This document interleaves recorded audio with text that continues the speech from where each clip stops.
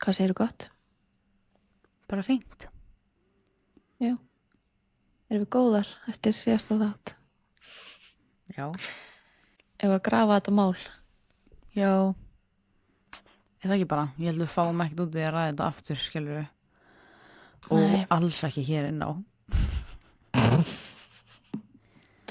Og sorry bara til allra hlustenda sem að bara eru komið nóg okkur að klippa eitthvað út og svona, við erum bara aðeins að reyna að fóta okkur svona, þú veist, hvar við viljum lenda með þessu og jafnvel þótt að við sem að reyna að vera eins real og við getum að þá er bara sumt ekki skemmtilegt podcast þannig að þú veist, já, bara var aldrei eitthvað að fara að vera eitthvað skemmtilegt að hafa það inni sem við vorum að klippa út, þetta var ekki eins og það var eitthvað ógeðslega juicy.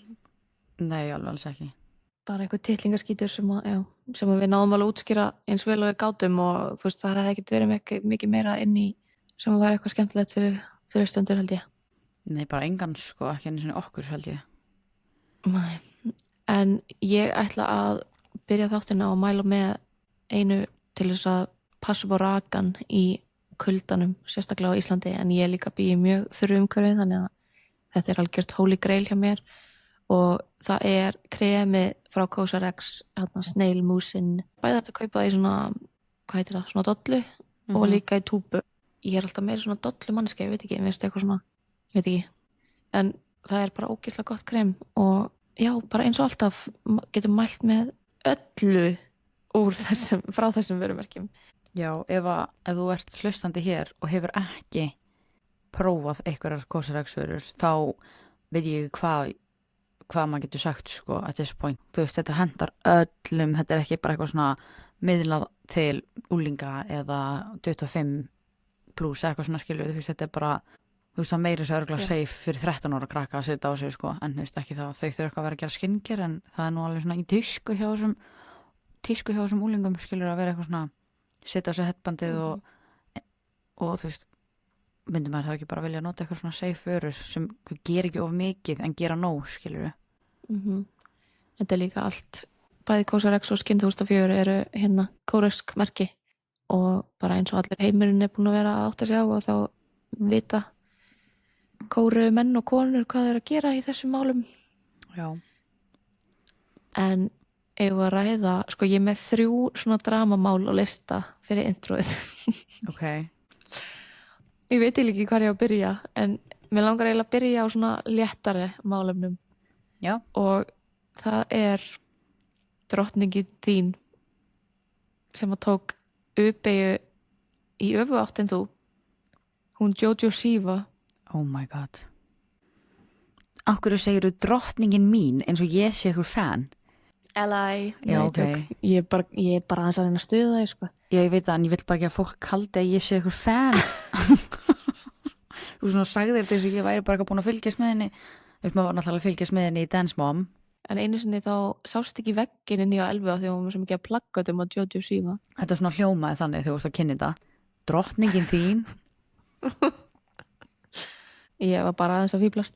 En já, ég veit ekki af hverju og ég er galiléleg á Snapchat og ég var sko að opna, held ég 7. janúar, þá var ég að opna Snap frá fólki í kringum mig frá því á Þorláksmessu og ég var með móral dauðans en einhvern veginn alltaf þegar ég fer hann á Snapchat þá fæ ég, þú veist, eins og ég subscribed á story hennar, þú veist, í hana þegar maður flettir, skilur við, sem ég er ekki en ég er greinilega bara algoritmi minn, ég er alltaf að horfa eftir að hún og Chris Hughes byrja saman. Já. Og ég er bara í hvert einasta skipti í á þessu hálfsmánaða fresti sem ég opna Snapchat, þá er ég bara, þau eru bara ennþá saman. Þau eru bara ennþá keeping it up. Heldur þú ennþá að það sé eitthvað PR-stand? Sko, ég held það náttúrulega í byrjun. Sko, ég trúi alveg að það hafði eitthvað gerst þarna, þú veist, eitthvað í þessu Big Brother dæmi og fyrir það sem ekki þekkja, þú veist, þetta mál, þá var Jojo Siva sérst í samkynja hún var samkynneigð, var hún ekki búin að gefa það út, var hún búin að gefa Jú, og hún var náttúrulega sko loud and proud, skilur sem er ekkert að því, en hún var alveg bara svona, að hún var bara lesbísk, þú veist, hún talaði aldrei að vera bæ, en þú veist, það er náttúrulega allt hægt, skilur, þú veist, alveg svo ég uppgötaði að ég væri hrifin af Thelmu, skilur, þegar ég kynntist Thelmu, þá getur það alveg verið eins með Chris Hughes, skilur, hún gætt bara uppgötað bara eitthvað, já, ok. En hún var bara svo ótrúlega vókali lesbísk, skilur, þess vegna var það svo, allir voru bara eitthvað, er þetta djók, þú veist. Já. Og fyrir utan það að hún var náttúrulega líka bara í sambandi. Já, já. Hún var í raunveruleika þætti, þar sem að þau mátt ekki vera í neinu sambandi við, þú veist, hvað sé það, veruleikan, skilur, sem var veruleikan, reality, reality. Já, bara þú veist, þau voru ekki, máttu ekki hafa sambandi neitt fyrir utan þá sem voru í þáttunum, já, og þá máttu náttúrulega enginn hafa samband við þau, þannig að pældi að vera kærastan hennar, horfa á þetta, vera vitni af makanauðinum verða ástfangin af okkur öðrum. That's insane. Og líka, þú veist, þá kemur líka þetta auka ofan á, bara varst þú líka ekki hrifin af konum, eða þú veist, hún hefur líka örugglega verið bara eitthvað svona, ok, þau eru bara vinir, skilurðu, þú veist, en síðan kemur hún heim og hættir strax með henni. Já, en þú veist, já, en líka bara eitthvað svona, hún augljóslega að upplifa það þarna í fyrsta skipti að vera hrifin af strák, skilurðu, en maður vill ekki vera eitthvað að kommenta of mikið á, þú veist, kynhneigð hjá öðru fólki, þú veist, getur vel verið að hún hafi verið eitthvað skotin í strák þegar hún var lítil, skilurðu, ekki að segja það hafi verið fyrsta skipti sem hún var eitthvað, þú veist, ég þekki hann ekki, sko, en þú veist, það var margt svo, þú veist, það var svo margt við þetta sem að allir voru eitthvað svona, það var náttúrulega að koma klippur af þessu á TikTok og eitthvað og maður var að sjá þetta, skilurðu, svona in real time og líka fólki sem var í hana Big Brother dæminu með þeim var alltaf eitthvað svona að tala sína milli, bara eitthvað svona are you guys seeing this, am I the only one picking up on this og svona bla bla og líka allir á TikTok, þú veist, sem voru að horfa á þessi vídeo allir bara eitthvað, þenni er eitthvað að checka á kærustinu hennar, skilur, þú veist, það er eitthvað en maður var samt alltaf eitthvað svona, nei, þú veist, þau eru kannski bara eitthvað svona connecting, ég veit ekki, ná eitthvað óslega vel saman eða eitthvað, I don't know, út af því maður var svona hún er lesbísk, skilur og svo er náttúrulega aldursmunur á milli þeirra líka. Já, aldursmunur og líka bara, þú veist, maður getur hort á hennar sögu, þú veist, vera lesbísk og allt þetta, skilur bara með konum, en svo horfur á hans sögu, hann er held ég 33 ára at the time, ég held að hann sé að vera, þú veist, 34-5 eða eitthvað núna, ég held að hann sé 90, eða 92, ég manna ekki, 90 eða 92, en já, það er allavega, hvað er 9 eða 11 ára milli, ég man ekki nákvæmlega. Ég veit ekki, það er allavega allir langt. Hún er úlingur með við hann, skilur, þú veist, maður var svona, já. Bara hann er fullorðinn maður og hún er bara einhvern veginn svona úlingur, skilur, þóttum var kannski hún er 20 eitthvað ára en hún var samt 20 eða 21 eða eitthvað. Og hann er líka bara búin að vera með einhverjum svona ultra mega gellum. Já. Og hún er náttúrulega bara eitthvað, þú veist, hún er alveg svona masculine ekki dressing presenting. for the male gaze. Já. Þannig að þú veist, þetta bara meikað engan sens. Og Nei. þú veist, líka af því að það er enginn að fara að segja mér að það hafi verið planað fyrir þáttinn. Þú veist, segjum þetta sé eitthvað svona marketingstunt, þú veist, þá væntanlega væri hún ekki búin að vera í sambandi því að það kom aldrei vel út fyrir hana. Nei. En ég er bara svona að því að fólk í þessum bransa er bara alltaf að reyna að vera eitthvað svona staying relevant. Já. Þannig að ég er svo mikið að hugsa, þú veist, eftir þetta, ok, jú, þau voru kannski eitthvað svona smá hrifin, whatever, eða þú veist, eitthvað svona smá tilfinningar. Ég veit ekki hvort ég trúi því frá hans sjónarhorni, en ég held að hann sé mér svona þau gleraugun, ok, ég get verið staying relevant í einhver svona drama og við getum verið eitthvað svona saman. En þá held ég að það gerður einhver samningur og síðan af því að enginn er að trúa þessu upp á þau, að þá held ég að það verið gerður annar samningur með, ok, við þurfum að prova point, skiluru. Þú veist, mér finnst þetta svo galið, sko. Þú veist hvað ef þetta er bara not that deep og þau eru bara ástfangin, skilur það er náttúrulega alltaf option líka. Þótt að það væri, þú veist, insane en skrýtnari hlutir hafa gerst, skilur við. Já, en svo búa þau sikkur megin við, þú veist, Allandshafið, sko. Já. Og þetta segja mér að Chris Hughes sé bara eitthvað á FaceTime öll kvöld og saknaði nástu mín. Nei, meina, þú veist, það er líka ógeðslega að finna að fylgjast með, bara hvað hún hefur breyst ógeðslega mikið, bara allt við útlitið hennar. Það er líka alveg svona merkilegt, maður er svona, wow, ok, þú veist, svo er morphing herself into the role, sko, að vera, ég veit ekki, þú veist, a straight woman, ekki það að sé eitthvað, mér langar svo að passa með hvernig ég tala hérna, þú veist, það er ekki einleið til þess að líta út fyrir að vera straight eða eitthvað, en ég er svona, hún búin að breyta á Twitter og eitthvað, þú veist, þetta ekki lengur dream guest on my podcast gellan, sko, þú veist, þetta bara eitthvað gellar sem bara elda fyrir manni sinn. Já, til þess að koma svona eða smá svona ekki devil's advocate en bara svona til þess að tala svona kannski frá hennar sjónarhorni sem hann alltaf bara veit hún hver hún getur maður vita hver maður ef maður búin að vera bara eitthvað frá 7 ára í einhverju, þú veist, strengjabrúðu dæmi hjá mömmu sinni, skilur, eða þú veist, ekki það, mér sýnist það eiga alveg ágætt samband, en er hægt að vita hver maður ef maður hefur bara alltaf verið fyrir framan eitthvað svona, þú veist, í eitthvað svona performance frá því að maður bara pínu lítill? Örugglega ekki, ég hef ekki prófað það. Nei, en ég bara svona að reyna, þú veist, Nei, ég og þú veit fer það frá því ekki, að vera þú að dance moms og síðan bara eitthvað risa YouTube dæmi og bara með túr út allt og þú veist. Já, en þú veist, doing what samt? Ég hef aldrei fattað af hverju hún var eitthvað name, skilur, þú veist, ég man þegar ég var að horfa á eitthvað Keeping Up with the Kardashians eða eitthvað og Kim Kardashian að fara með North West að heimsækja hennar í húsið hennar og hún bara eitthvað it's been a dream of North's to go see her house eða eitthvað svona bla bla. Ég held að við föttum ekkert, þú veist, þetta aðeins yngri en þú, skilur, þetta ekki svona? Jú, já, þetta aðeins yngri en ég, þú veist, en ég að tala bara eitthvað svona, hún bara eitthvað það hjúts að þú veist, Kim Kardashian að pulla upp með dóttir sína og það kemur í þáttunum. Hún hefur verið bara svona, þú veist, eitthvað svona í dag, þú veist, þetta bara svona YouTube kids, skilur, þú veist, fólk, hún var náttúrulega bara hjúts á YouTube. Þú veist, þetta bara Miss Rachel? Já, virkilega stærra, sko. Ég ætla að gá konu með mikið.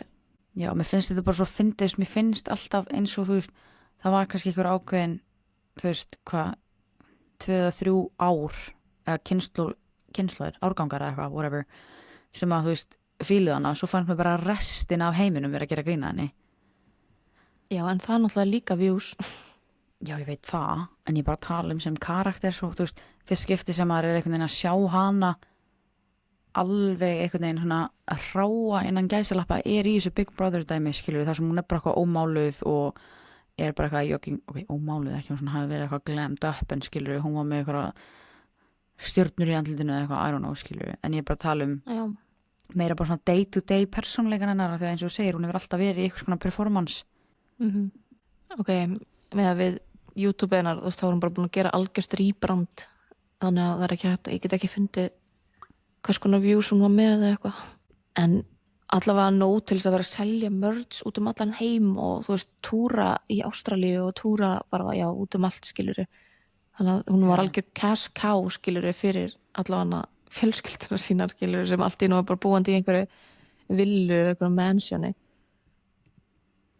Já.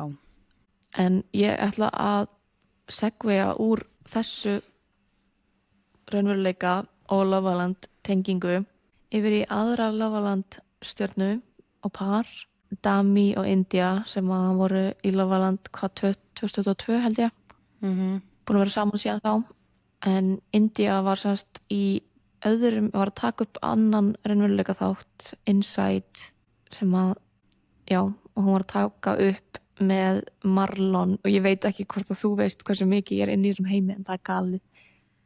Ég horfi svo mikið á Sidemen að það asnalegt. Hvað það?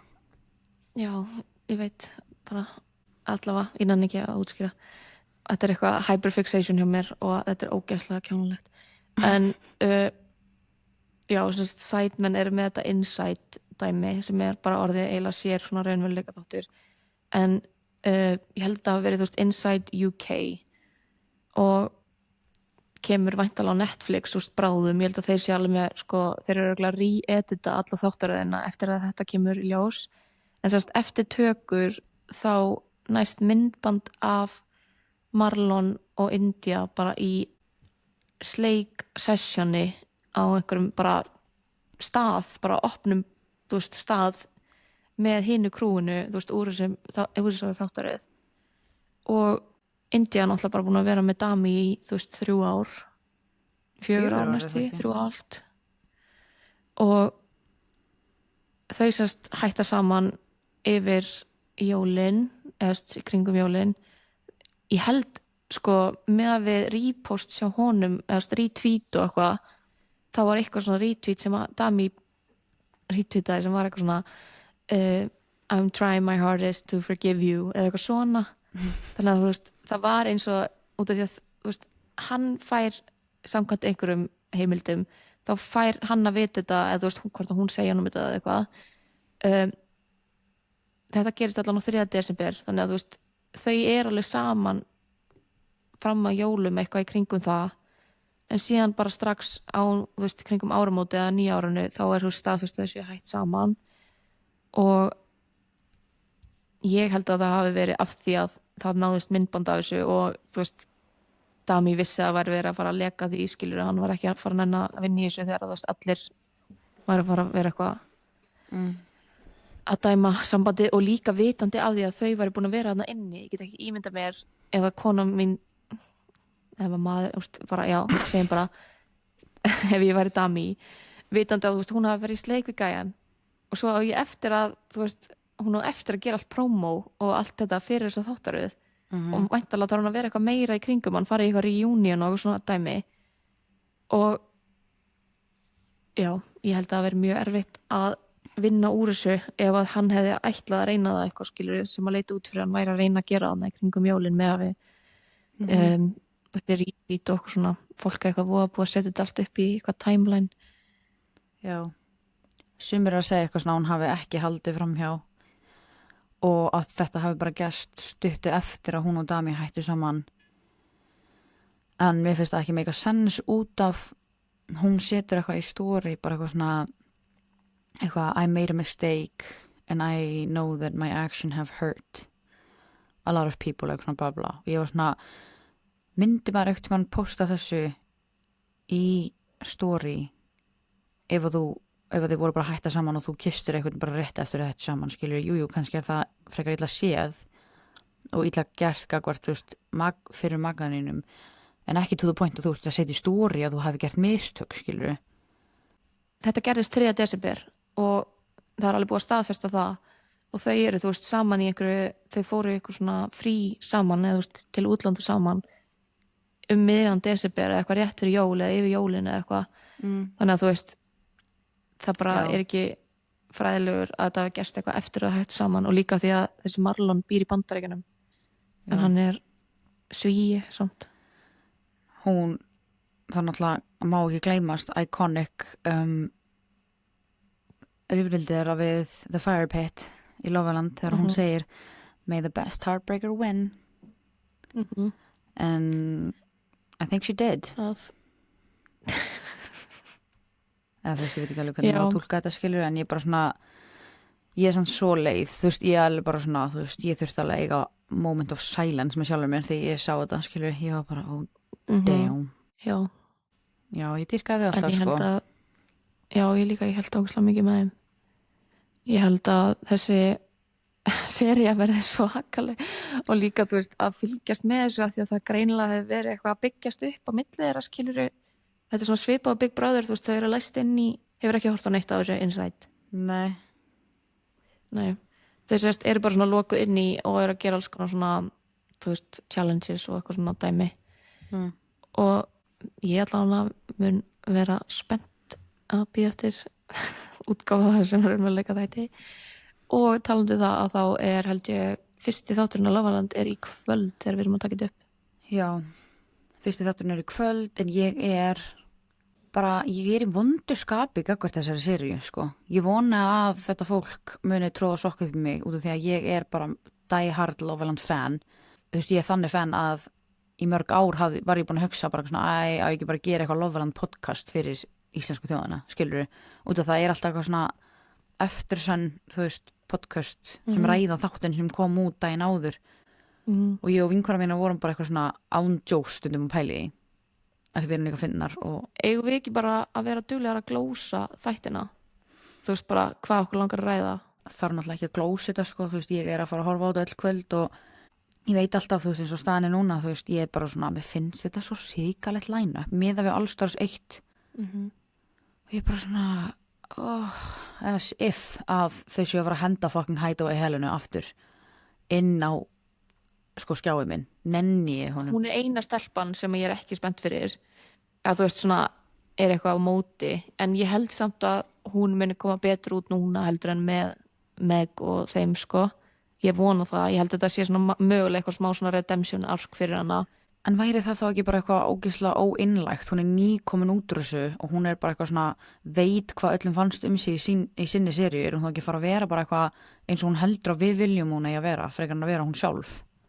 Eða að hún hafi bara lært ógeðslega mikið af því og muni standa ógeðslega mikið með sjálfur sér frekar og eitthvað skilur bara svona til þess að smá gefa henni benefit of the doubt.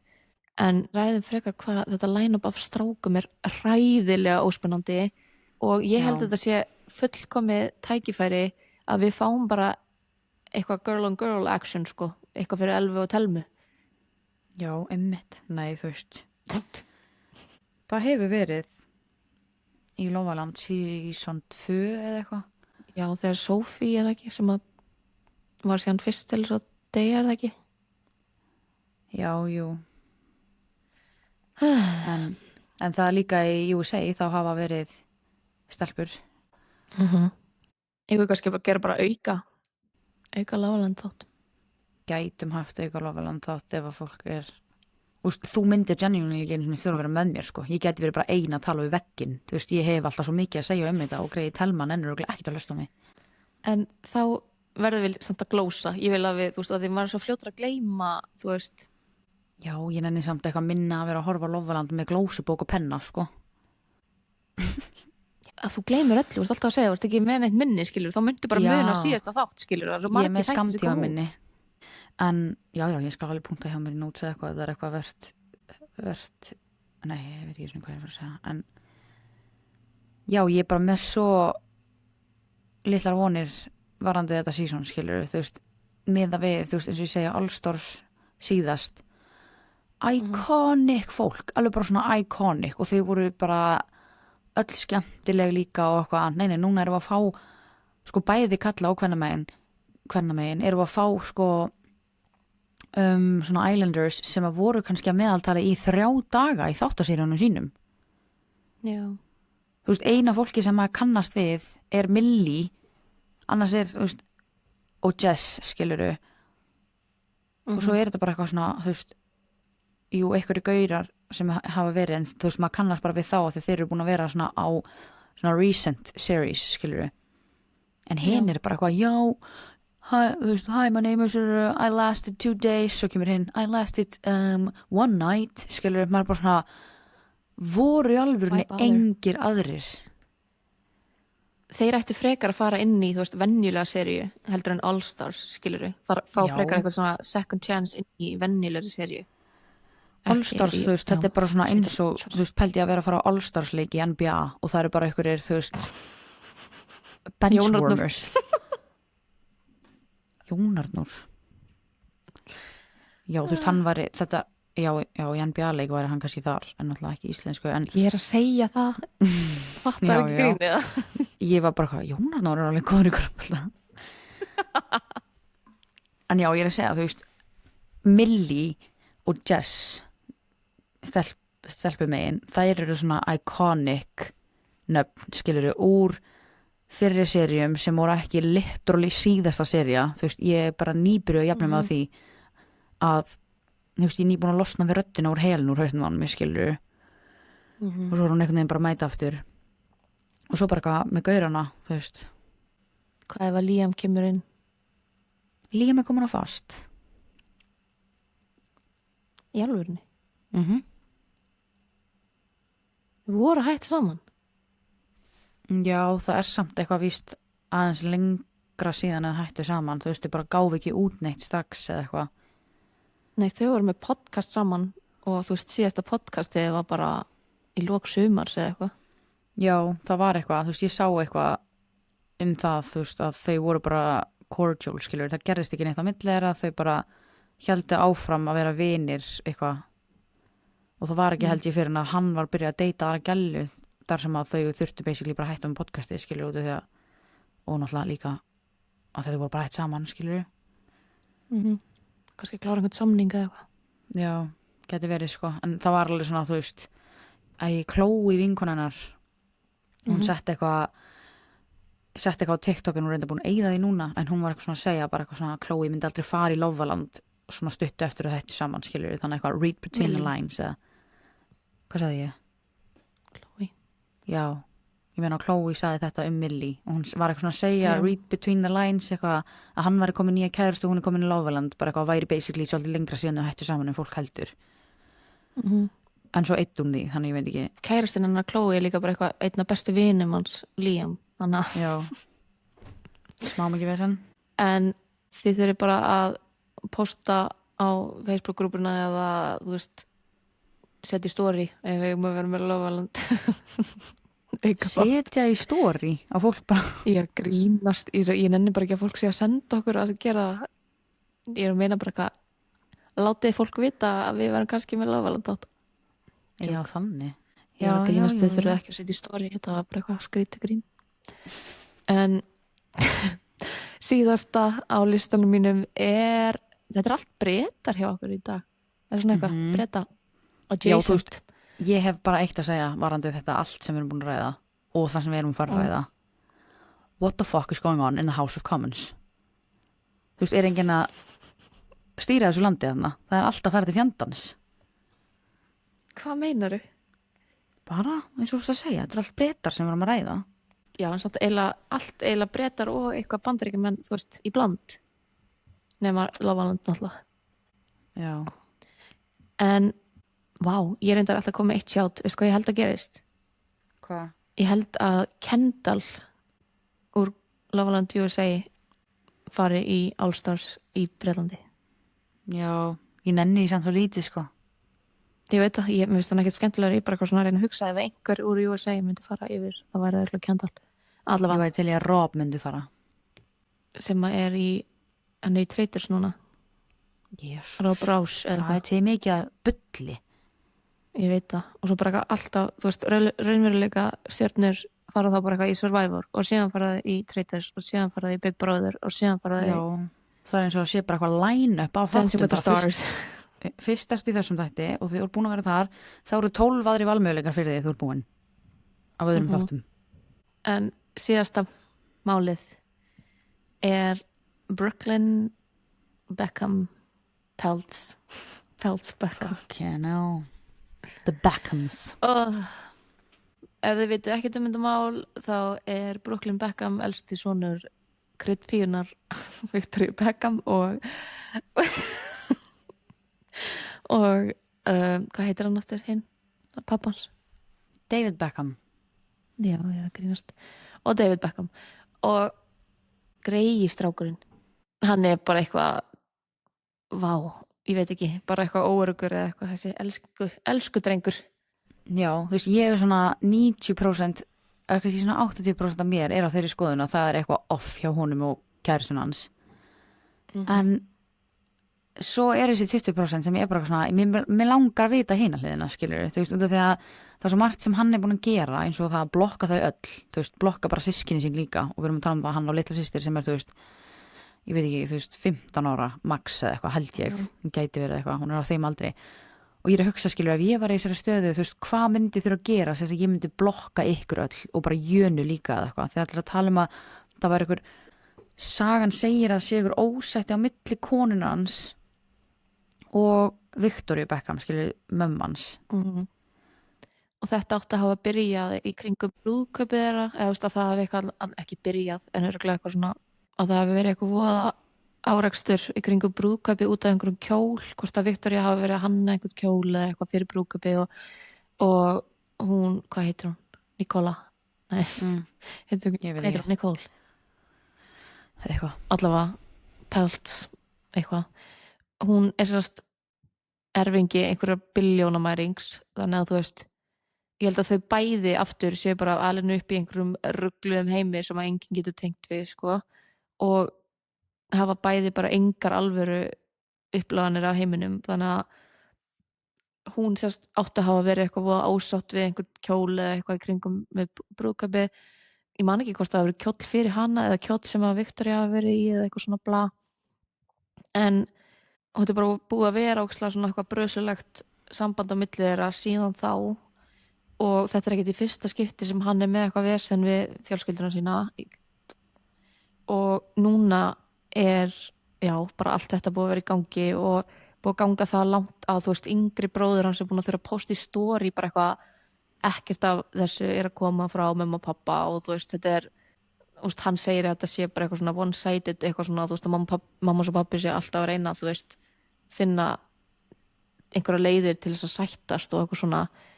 Og mér fannst svo gott sem ég sá einhvers staðar að þetta fólk hefur aðgengi að öllu PR sérfræðingum í heiminum og þetta er ekki svona mikið mál nema af því að þeim langar að þetta sé svona mikið mál. Hver? Brooklyn og Já, Brooklyn, já. hún. Af því að Já. þú veist, hann er að blokka, hann er að láta svona, þú veist, láta þau þurfa að svara sér basically. Já, og hann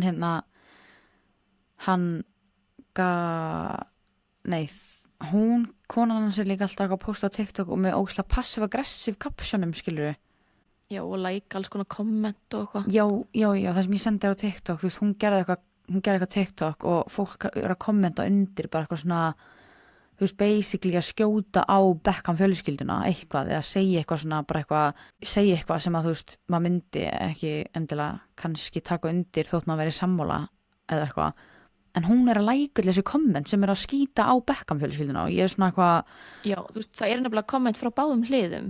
Þú veist, það er líka bara eitthvað svona að segja að, þú veist, hann sé ekki að vera góður sonur með að láta svona, en hún lækar það ekki.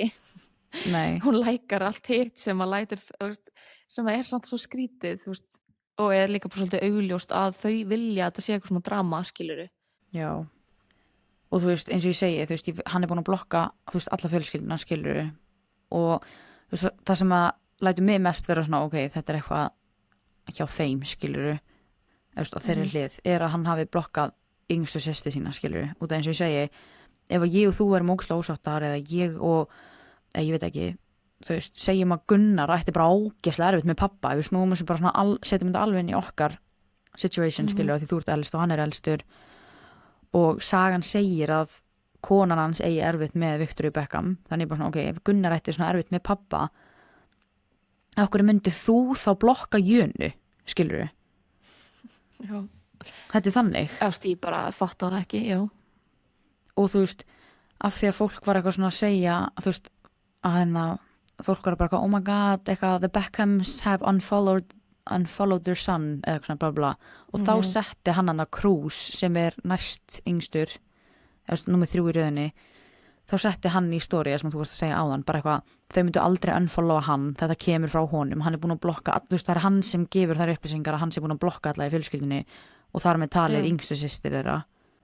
Og svo var hann núna jólin, þá var David Beckham að setja svona fótódömp eitthvað, bara eitthvað frá árinu og það var engin mynd af Brooklyn og hann fekk ekki mikinn hita fyrir það, skilur, en ég held að það hafi bara verið svona ákvörðun sem hann tók, skilur, ég minna, þegar það er búið að koma í ljós líka núna að Beckham er búin að banna þeim, Brooklyn er búin að banna þeim að hafa samband við sig, þau verða að tala við hann í gegnum lögfræðinga. Já, ég held líka bara ef hann myndi posta einhverju mynd á honum og þá myndi hann örugglega bara hóta, þú veist. Já, það er það sem ég er að segja, að hann var örugglega viljandi ekki með hann í þessu dömpi út af því að hann vissi örugglega að myndi vera eitthvað issue, skilur, þú veist, frá þeim. Ég held líka, er hann búin að vera eitthvað í kringum þau, skilur, er til einhverja myndir að þeim saman frá þessu ári yfir höfuðu, skilur, ef hann er með eitthvað dömp og væntanlega er hann bara með dömp frá árinu sínu, skilur. En, og þú veist, fólk var að segja eitthvað svona, þú veist, fólk er náttúrulega alltaf að reyna að lesa eitthvað svona í allt sem að þau gera og það kom bara svona fyrirsögn að David Beckham hafi sett út eitthvað svona dömp frá árinu, skilur, það sem hann er að segja hvað hann er þakkláttur fyrir alla í kringum sig og eitthvað bla bla, og það var ekki ein mynd af Brooklyn, þá setur hann í story bara eitthvað svona I love all my family, bla bla, þú veist, I love this is my family and I love everyone, skilur, og setti sér myndir af sér, þú veist, mynd af sér og Victoria og svo kom mynd af honum og Brooklyn og svo mynd af honum og þú veist, Romeo, skilur, og öllum börnunum, þú veist, í sikkaru, basically hvert og eitt barn fekk sér story. Já. Og Victoria repostar bara myndinni eða tekur screenshot eða eitthvað af mynd, þú veist, af storyinu hjá David Beckham, af David og Brooklyn og hún setur það í story hjá sér og gerir hjarta. Þannig að þetta var svona eins og þau að reyna að segja bara eitthvað svona, þú veist, eins og þú veist að segja, þú veist, þau eru kannski að reyna eitthvað, þú veist, það er eins og þau sé að reyna sína heiminum að þau eru ekki að, þú veist, ítur út úr lífinu þeirra eða eitthvað, en svo veit maður reyndar aldrei, skilur, kannski eru þau eitthvað sjúk, we don't know, skilur. Nei, en mér finnst þetta að líta þannig út að hann sé að, þú veist, reyna að útiloka sig frá fjölskyldina á sem dramatískastan hátt, en ég held bara í alvörinni að það sé ekki allt. Nei, það hlýtur eitthvað að hafa gerst, sko. Eða, þú veist, það sé ekki allt, sko, í lagi með hann, sko, svona með við aldur og fyrir, þú veist, þannig að við erum alveg svolítið svona mím, eða þú veist, bara svona svolítið búið að gera grína hann gegnum tíðina, þú veist, það er búið að hjálpa honum eins mikið og er hægt að hjálpa með öllum peningum í heiminum og öllum tengslum í heiminum, þú veist, hann vildi fara að læra ljósmyndun og ég held að hann hafi farið, þú veist, í NYU eða eitthvað bara svona, þú veist, örugglega bara borga hann inn í einhvern bara topp skóla, endist í, þú veist, 2,5 mánuð og örugglega með, þú veist, allar græjur, þú veist, allar flottustu myndalar í heiminum og, þú veist, hann fekk birtingar í einhverjum blöðum og okkar bara út af nafninu sínu, skiluru, og þetta er bara eitthvað svona dæmi sem ég var að taka á iPhone-u minn, skiluru, þegar ég var 15, skiluru, og bara og gefst upp á því, ætla síðan að vera matreiðslumaður, já, bara Gordon Ramsay bara tekur hann undir sinn, þú veist, væng og bara kennir hann allt sem að, þú veist, hann getur, þú veist, þetta Ramsay og Beckham eru vinir, skiluru, nei, hann getur ekki, þú veist, haldist í því, skiluru, bara eitthvað, já, nenni þess ekki lengur og var heldur ekkert eitthvað, þú veist, góður og svo, þú veist, mikið búið að gera grína á hann einhvern tímann var hann í, fór í eitthvað svona samstarfi eða eitthvað svona herferð fyrir, ég held að það hafi verið, þú veist, PETA eða þú veist, eitthvað svona dýraverndina dæmi, þú veist, eitthvað svona vegan og bara hálfum sólarhring setna setur hann inn á samfélagsmiðla hann að elda steik, skilur þú veist, hann er bara svona taktlaus og steiktur. Já. Og ég held að svona sambandið á milli þess að vera svona örugglega bara gremju yfir hvernig, þú veist, hún hefur gengið í lífinu þráttur hann að fengið, þú veist, allt sem að hægt er að óska sér, þú veist, örugglega peningalega og svoleiðis, þú veist, ég er ekkert að þú veist, örugglega inn í myndina að, þú veist, mamma og pappi voru ekki nógu mikið með hann eða eitthvað, þú skilur, örugglega fullt sem að hefði getað farið betur í æskunar svæntanlega þegar, já, allavega og síðan held ég að hún sé heldur ekkert eitthvað stabilasta manneskja í heimi með, þú veist, Ég er búin að sjá svo marga punkta með að hún eigi að vera einhver narsist eða hún sé einangran fara fjölskyldinu og svona bla bla. lítur svolítið Og þannig ég bara svona, ég veit það og ég bara svona, þú veist, mér finnst samt svo óþægilt að tala svona, því ég er bara svona, hvað ef að þau eru Beckham fjölskyldan sé vondafólkið og þau eru að láta þetta líta út þannig eins og þau vilja þetta líti út fyrir öðrum, en það er kannski ekki sannleikurinn. I don't know, þetta er alveg bara svona að byrja að vera. Af hverju myndi hann þá bara ekki segja hvað væri svona hræðilegt sem að þau væri búin að gera? Af því að þú veist, það lítur út fyrir að hann vill sverta þau sem mest svona með því hvernig hann er að láta. Af hverju myndi hann þá ekki, þú veist, færa eitthvað rök fyrir máli sínu, skiluru? Af hverju hann er að gera sem hann er að gera? Já, einmitt sko. Ég nefnilega sá líka að hann að gellan sem að Rómeó er með í dag, held ég að þau sé ennþá saman eða þá hann sé byrjað með annari eða eitthvað, sem er alveg miklu heldur en hann, þú veist, hún er 31 ás eða eitthvað, hann er eitthvað DJ. Þegar þau byrja að deyta þá er fólk eitthvað svona, wow, er þetta ekki smá weird að því að Brooklyn var að deyta hana áður en hann giftist áður en hann byrjaði að deyta þessa gellu sem hann giftist og það átti að hafa verið þú veist, eitthvað svona að gerast á svipuðum tíma og þetta allt var að byrja, skilurðu. Þannig ég er eitthvað svona, ok, kannski var hún konan hans, þú veist, hún var bara kærastan hans þá en í dag er þau gift, kannski var hún líka með eitthvað issue að Rómeó væri byrjaður með fyrrverandi hans eða eitthvað, I don't know, en fólk var samt alltaf eitthvað, þau voru samt aldrei saman, þau voru bara eitthvað að deyta í smá. En er það líka bara ekki að slúður? Já, ég veit að, þú veist, það var samt bara eitthvað svona, það var notað sem dæmi að hún væri, þú veist, konan hans Brooklyn væri eitthvað svona. En af hverju ætti hann þá að vera svona reiður út í mömmu sinna og pappa? Og blokka systur sína? Ég veit það ekki. Nei, þú veist, hann var líka búin að blokka Rómeó, sko. Hann blokkaði Rómeó á undan öllum hinum systkinum sínum, sko. Oh my god. Ég er bara vorkinir sem börnum að þurfa að alast upp í þessum heimi. Já, ég ætla bara að segja að þegar maður á þú systkini líka. Jú. Jú, ætla maður ekki systkini. Nei, þú veist, ég er bara svona að hugsa, ég er bara eitthvað svona á hvaða tímbúndi ertu bara tilbúin í að loka á alla fjölskylduna þína ef þú ert ósátt við einn fjölskyldumeðlim eða foreldræðina, af hverju viltu þá líka taka ekki bara þú veist, þú ert að taka þau frá þér en þú ert líka að taka þig frá þeim skilurðu, þú veist, hann er að taka bara loka í báðar áttir. já, þú veist, innan gæsalappa að missa elsta bróði sinn og þú veist, ég veit það ekki I don't know, Já. it just does not make sense Nei. og mér langar ándjóks að fljúa til Englands og vera bara tell me, bara ég get list þetta á milli ykkar, þeir þurfum bara aðeins að segja mig frá þessu Já, af því að þau eru ekki með sérfræðinga á sínum snærum. nei, það eru örugglega enginn að þeim góður og ég já, má ég tala um skrúpp Máttu tala um skrúpp. já, Seldu okkur skrúpp. þú sagðir whipped body butter, þetta heitir ekki whipped body butter þetta heitir allt bara Jú, eitthvað body ég butter, sagði- skilur þú veist ekki það sem að ég var að skoða, ég literally var að skoða þetta í króninni, sko Sko, Tropic Glow body butter, það stendur Firming Whipped Shea body butter á því. Body butter. ok, Hvaða body butter ert þú með? ég er náttúrulega ennþá með bara Tropic Glow ég setti það á mig áðan ég ætla ekki að fara að sína í mynd en ég er með shimmer á mér Oh my god.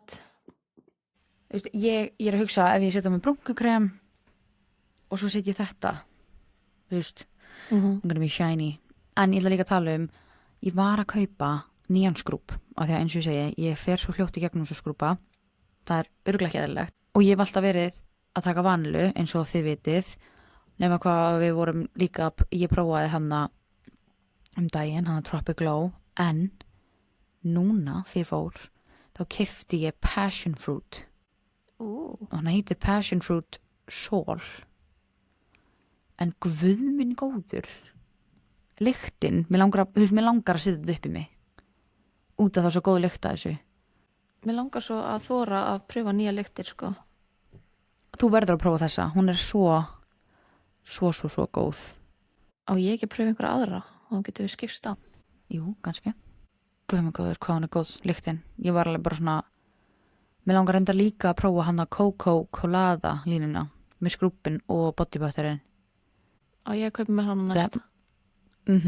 that might slap, sko En fyrir þá sem er að horfa þá er ég hérna að setja á mig calming pads frá Skin 2004 og þetta er það sem ég var að tala um held ég í síðasta þætti að ég er búin að vera með smá svona róða á eitthvað og mér finnst þetta sjúklega næs og ég er alveg búin að vera að sjá fólk nota þetta sko meira en bara hér af því þetta er svona en það gefur til kynna að þetta væri kannski næs að nota undir augun en hvernig þetta er í laginu en ég ætla að setja líka einn á ennið. já, þú með nóg pláss fyrir eitt svona enninu, sko Jæja. ég er að djóka Kemur einum svona fyrir á nefinu á þér sko. En já, þetta er Quick Calming Pad. Þetta er æðislegt lúk finnst mér. Þetta á að vera á í 3 til 5 mínútur horfið á mig vera með þetta þangað til að þátturinn er búinn. Nei, djók. En þú veist, hversu heilagt eru svona mínútur ég held að fari nú eftir hvað þú ert að nota ef það er eitthvað raki í því þá getur það væntanlega verið lengur en ef það er eitthvað sem er ertandi þá myndi ég kannski fara eftir Já. því. ég er nefnilega stundum með maska á mér, þú veist í 45 mínútur sem að stendur á pakningunum að reyja vera með hann á síðu 10 mínútur Já. Ég held að sé líka bara persónubundi hvað þú þolir. I'm still alive herru, ég er að fara í klippingu Núna bara. já, ég ætla að segja að ég er að fara í klippingu og ég er svo óákveðin með hvað ég vil gera ég er búin að vera að safna mínum hárlit mér finnst þetta bara ekki Hversu flott lengi? hversu lengi? Ég veist hvað er rótín? Nú, það er bara málið ég er náttúrulega Hvað? Hvað er rótín? Já, ég- Það er eins og sért með streipur.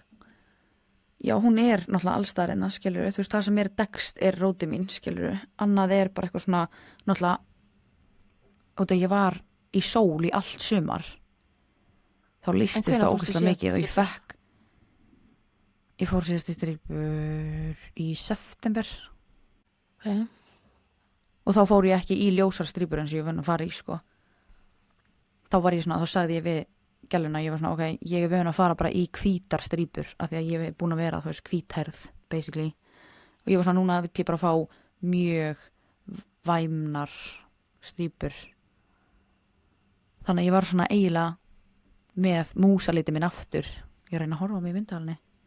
Þú er sem er miklu ljósari en ég.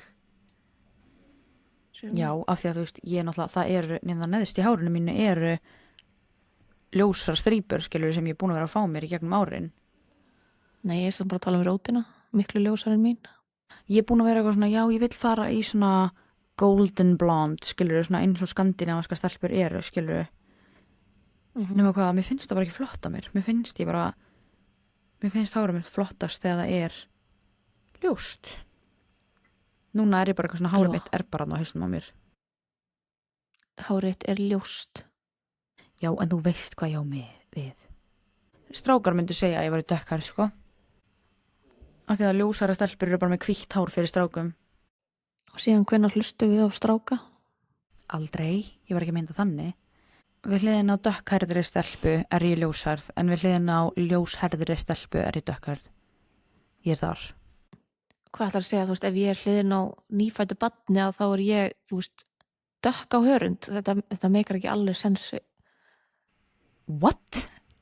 Svo því ég er tanaður en þú veist, eitthvað skenna hvítt barn, skilur. Nei, þá myndi ég segja, skilur, við hliðin á nýfættu barni ertu tönuð, en við hliðin á tanari manneski ertu hvít. Ok. It's pretty obvious.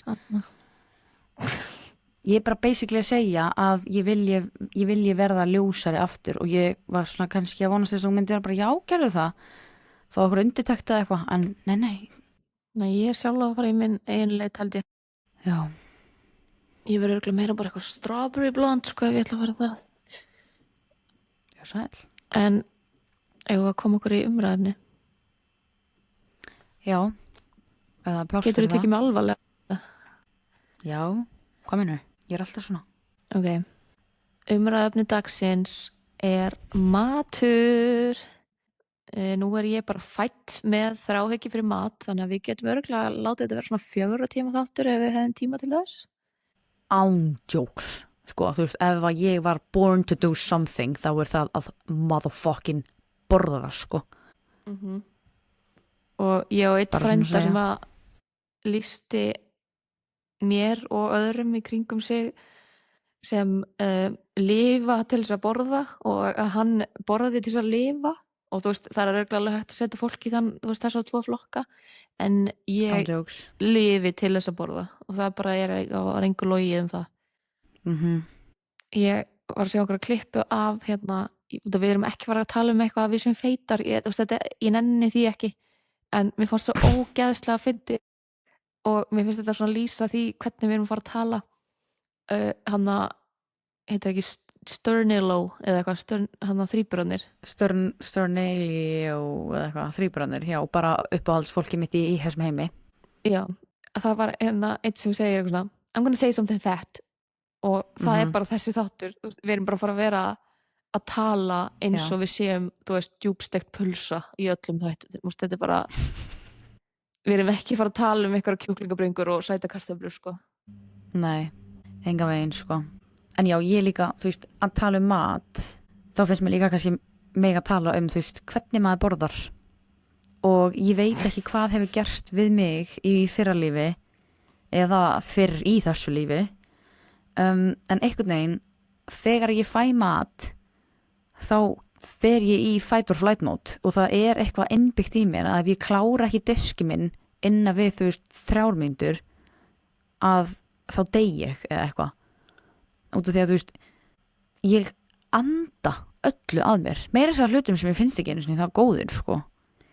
En þú veist, ég tygg ekki matinn minn og þú veist, ég er svo fljót að borða og ég set svo mikið upp í mig í einu og þú veist, ég held í alvörunni að það sé bara eitthvað að taugakerfinu mínu. Þú veist, eins og ég segi, ég var örugglega bara eitthvað í fyrra lífi var ég örugglega bara eitthvað písl að berjast fyrir næstu máltíð, sko.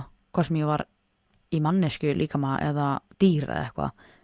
en núna fæ ég bara svona, þú veist, og ég tek ekki eftir þessu þegar þetta gerist, en þú veist, ég og talmærin kannski bara eitthvað búin að leggja borð, fá okkur að borða og svo ég bara og talmærin bara svona, hvað ertu búin? Ég bara, já, og þú veist, ég er að anda, skilur, þú veist mér finnst erfitt að anda að því ég borða þessu hratt, skilur, og svo þarf ég að leggjast upp í rúm og ég er svona, þetta er ekki eðlilegt, þú veist, það hlýtur að vera eitthvað af. Hvað sem þú varst í fyrra lífi hefur örugglega minni áhrif á það en bara svona hvernig við ólumst upp, skilurðu. En við ólumst alltaf upp við að vera á æfingum frá því við vorum búnar í skólanum bara þangað til að við bara fórum að sofa.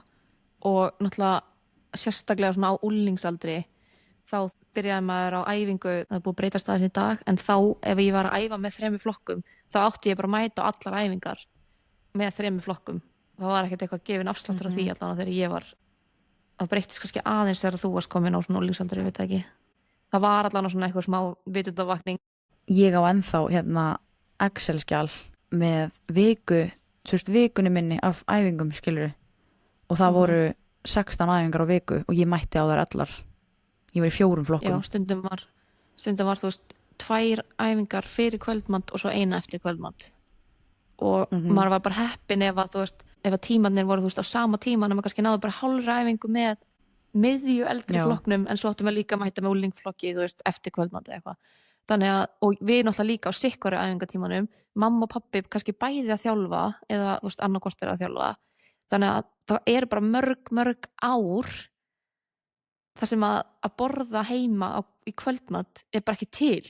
Mamma gerði alltaf, þú veist, yfirleitt kvöldmat en það var bara svona, ég veit ekki hvenar verður til kvöldmatur. Já, þau bæði.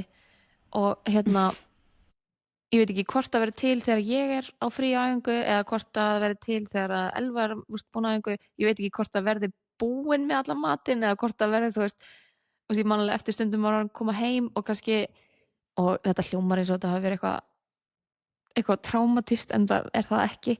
En þú veist, maður kannski koma heim og það var búið að vera taco en kannski var eitthvað búið sem að mér langaði á taco bara svona, og þá kannski hefði ég átt að borða fyrir æfingu, það veri oftast bara á mér, sko, en bara svona til þess að útskýra fyrir fólki hvað svona okkar svona sambandi mat litast svolítið af þessu og líka á þessum tíma náttúrulega gat maður bara borðað þegar maður var á svona ógeðslega mörgum æfingum, en svo skildi maður ekkert í því þegar maður kannski var allt í einu bara að æfa með meistaraflokki eða eitthvað að ennþá að borða eins og maður sé á, þú veist, 20 æfingum á viku líku við, bara já, býtu, þú veist, þarf ég eitthvað að stilla þetta af að því að maður var svona eiginlega bara svona til þess að borða bara allt sem maður sá til þess að hafa einhver orku í þessar æfingar og svo allt í einu er maður ekki lengur að æfa með öllum þessum flokkum og ekki lengur 15 ára bara þindalaus að hlaupa út allt, skiluru, og þá allt í einu fyrir maður að fitna ógeðslega rude.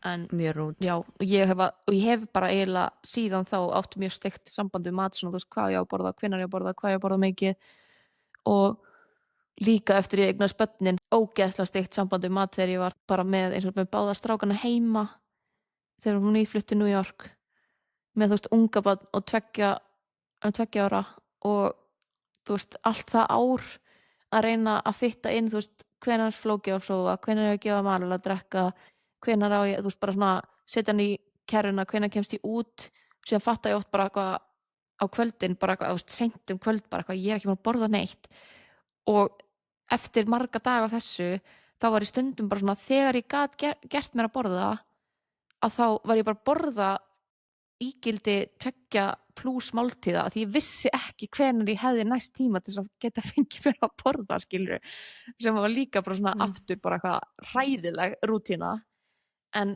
það var bara svona eiginlega eina sem ég kom fyrir, en nú er ég búin að tala nóg. Já, ég hef ekki eitthvað svona góða ástæðu eða eitthvað eins og þú, ég held að ég hafi bara orðið ástfangin af mat og hætt í körfubolta. En þú veist, þetta var ekki snúist það, þú veist, þurfa að setja trigger warning á þetta, að tala mat og matravenjur og eitthvað svona, þú veist, fyrir, ég veit, þetta er viðkvæmt málefni. Þetta getur verið trigger fyrir marga, en við erum allan ekkert eitthvað að fara að tala meira þetta, þannig að við hefum kannski átt að setja triggerinn fyrir. Þú veist, núna erum við bara að fara að tala alls konar mismunandi mat, það ekki? En ef fólk náttúrulega, ég verð með þetta í titlinum, þannig að ef fólk er viðkvæmt fyrir mat, þá væntanlega fer það ekki að hlusta á á falsmat djók, ég veit ekki hvað ég ætla að skýra mat. Nei, en já, þú veist, ég byrjaði bara að tala hvernig ég borða þegar mér finnst það bara svo fyndið, þú veist, ég hef aldrei pælt í því sjálf fyrir en að ég byrjaði með Telmu, af því að þú veist, ég á alveg vinkonur í kringum mig sem borða ég að pratta og ég, sko, þú veist, þannig er aldrei eitthvað, ég hef aldrei verið eitthvað svona vá, þetta er weird, skilur við, þegar ég er með Telmu, þeim finnst bara svo fyndið, þú veist, af því að hún er bara eitthvað, Elva, þú ert ekki eins og að tyggja matinn, sko, og ég held bara, jú, ég tygg svona 2 og 3, hún bara, 2 og 3, og þú veist, ég kannski með, þú veist, ég veit ekki, bita af kartöflu og sósu og einhverju gremmiti og ég veit ekki kjöti eða eitthvað og ég bara tygg það saman 2 og kingi, skilur, og Telma bara eitthvað á, þú veist, 27. tygginu sínu eða eitthvað og svo kingir hún. Þú veist, ekki furða að meltingi mín sé í fokki. Með hún ekki næringafræðingur, hún er bara búin með BS. Já, ok, hún er næringarfræ. Já, hún er bara fræ þessi skvísa. Hún er næringafræ. Veistu hvað er næringfræ. ógeðslega erfitt fyrir mig? Hvað? Að vera með hlaðvart með þér. Hvað? Where's this going? Sko, ég veit að ég er ekkert eitthvað að segja top tier brandara hérna dag eftir dag. En ég er alveg fyndin, en þú, sko, þú myndir frekar stinga kettin okkar og bara skera það á hól heldur en að hlæja að mér. Þú veist, Ok, bara, þú veist alltaf bara eitthvað, fyndin. róa sig. Ég er Þú miklu kemur meira alltaf með svona ykt dæmi. Ég er miklu meira að hlæja af fólki heldur en að hlæja með því, sko. Ég veit að því að má enginn vera að finna en þú, þannig að þú bara eitthvað sjensin er sér bara að hlæja þér. Já. En þú veist, þetta, þú mátt ekki taka þessu persónulega, sko. Þetta bara ávið allt og alla í kringum mig, skilur við. Nei, ég er líka bara mjög vön, sko. En ég er alveg að meina bara svona fyrir Já. aðra. Ég er alveg ógeðslega svona self-conscious eða svona eitthvað meðvitið það hvort að ég sé, eigi yfir höfu að segja brandara, en svo bara eitthvað, nei, það er annað fólk sem er að hlusta, sem að mögulega finnst í fyndin, þannig það er meira pæli því, ekki þú sétt bara eitthvað, fyndið, æði.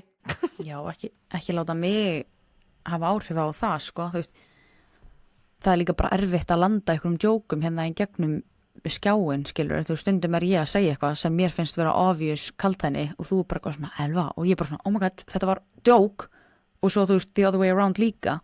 Þú veist, eins og þegar þú sagðir þetta með Jón Arnór áðan, ég var bara, já, en það er samt á Íslandi, eitthvað svona, þú veist, en það translitast ekki endilega nógu vel heldur, skilur við. Já, líka bara til þess að útskýra þann brandara, þá var semst Jón Arnór einu sinni í NBA fyrir þá sem veit ekki. Útskýra brandara núna, klukkutíma síðan. Já. En eigum við bara að fara í listana? Varst þú búin að gera lista eins og ég? Ég var ekki búin að gera lista eins og þú. Oh my god, ég sendi á þig. Er ég bara að fara Hvað? einu yfir þessa lista sem ég hef búin að vera? Þú Ég sendi literally gera, sendir þú- ekki neitt lista á mig. Nei, ég sendi á þig. Gerum topp 3 skyndibita á Íslandi, topp 3 í Bandaríkjunum. Já, ég var búin að gera það. Já, eins Sorry, og ég var að gott. hugsa um eitthvað. Já, ég var bara, þú veist, segja eitthvað list. Æ, sorry, ég var bara ekki talandi að lenda ekki hérna á gegnum. Ok, já. Já, við erum duglegar að miskilja hver aðra. En ég var samt líka með langan lista af einhver svona nostalgíu. Eigum við að byrja bara að ræða það kannski og enda á þessu listu. Já. Já. En eigum við að byrja bara í æskunni, eitthvað svona steikt sem við munum svona sem Já, hún þú veist, hjá okkur. Já. Og ég er actually mjög intrigued að vita hvort að fólk sem er að hlusta hafi líka verið að borða þennan mat sem við vorum að borða. Ok, mér langar svona að byrja á toppinum og síðan mátt þú nefna eitthvað á eftir, skiptumst bara á hérna og ef við erum með sama á listanum, þú veist, erum við með eitthvað sama. En ég held að mín þráhyggja fyrir mat sé svona að byrja þetta leyti og næri allan svona hápunkti, við erum allan að flutta á miðgarinn, það er svona, ég man mjög sterkt eftir þessu, þú veist, þannig að þetta er í kringum aldamótin, 2000, eitthvað svo leiðis. Why is this important? Út af því að pabbi var að vinna upp á velli og Ok. hann kom stundum heim með Vendís sem var mjög mikil hátíð þegar að það kom allt í hennu og ég var að segja þetta við Gunnar um daginn og Gunnar var bara eitthvað, Lóisa, þetta er ekki í lagi að þú verður að hugsa svona þegar þú var svona lítil en bara af því að pabbi kom stundum óvænt heim með Vendís að þá var ég að hugsa á hverjum einasta degi ætla hann komið heim með Wendy's í dag ætla hann komið heim og Gunnar var bara, ertu að segja mér að þú hefði bara verið í fyrsta eða öðrum bekk og þú hefði bara alltaf verið að hugsa hvort að pappin kæmi heim með Wendy's og ég bara, já, er það ekki eðlilegt eða?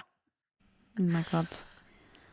Mér finnst reyndar erfitt að ræða eitthvað svona nostalgíu dæmi út af því að ég man náttúrulega bara mjög takmarkað eftir æskunni, þú veist, það sem ég man og það sem ég tala mest er eitthvað sem að þú eða mamma og pabbi hafa sagt mér, skilur.